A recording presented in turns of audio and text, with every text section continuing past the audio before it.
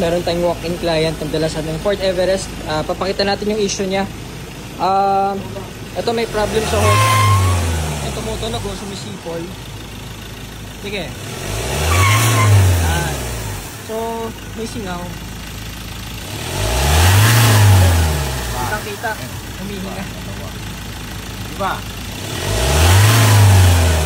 So, yan kadalasan kapag syempre, ang mileage ito guys, 100. Ilan? 102? 102,000. So, 100,000 mileage. Yan, syempre, mga goma yan o mga rubber. So, kakaroon ng wear and tear yan in the long run. Actually, ROI na to, magka 10 years na. Saka 100,000 yung tinakbo. Ayun na, stock pa yan. Original. So, palitan lang natin yan. Tapos nagpaano lang si sir ng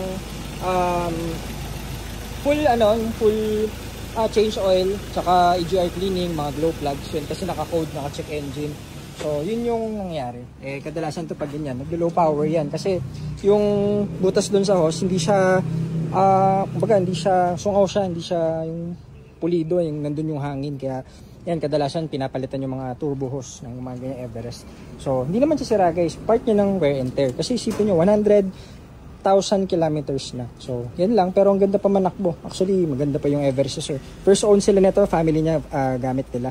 So ayan, simulan na natin para on to the next. Ayun, maluwag na, kakalabas lang nung mga natapos ito kanina yung Ford Focus tsaka yung Fiesta. So ito naman yung ating gagawin, Ford Everest na 2018 nata to.